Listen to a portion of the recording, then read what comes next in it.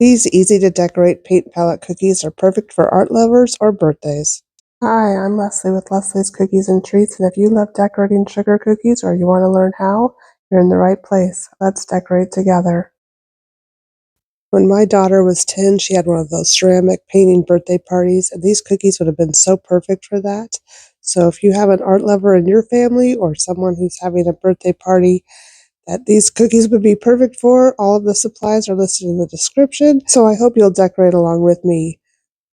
I'm starting out by outlining the cookie with a white royal icing in about a 15-second consistency. I'm going to stay as close to the edge as I can, and then I'm going to use the exact same icing and flood this cookie in. I'm going to go over that little heart doodle I made. I was just having fun there. I'm just going to finish flooding this in, and if you wiggle your piping bag a little bit as you're flooding, it will help the icing settle down so you have less work to do with your scribe or your toothpick.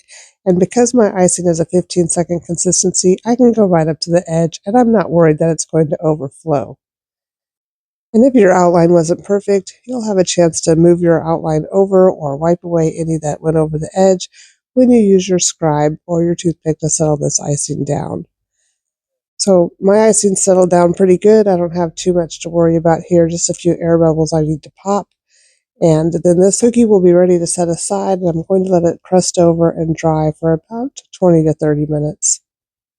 So I ended up actually letting this cookie dry completely. I got busy and had some other things come up that I had to do.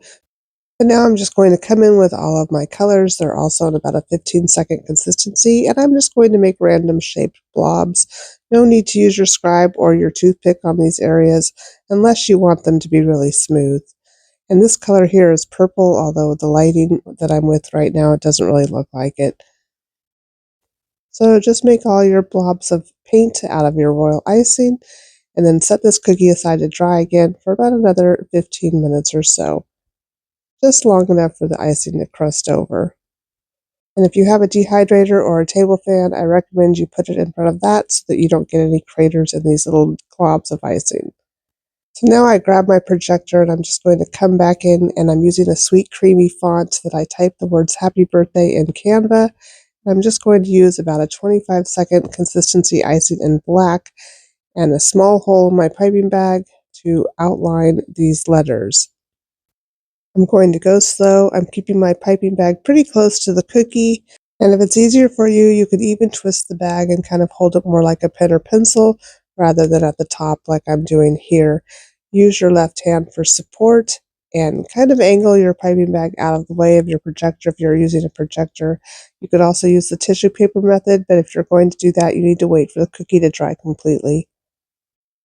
Just go ahead and follow along the letters as best as you can.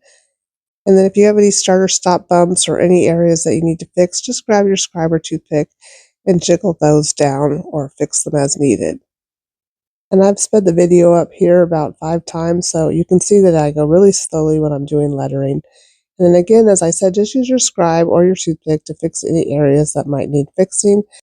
And how's that for an easy cookie paint palette? They're ready to paint or eat. Your choice.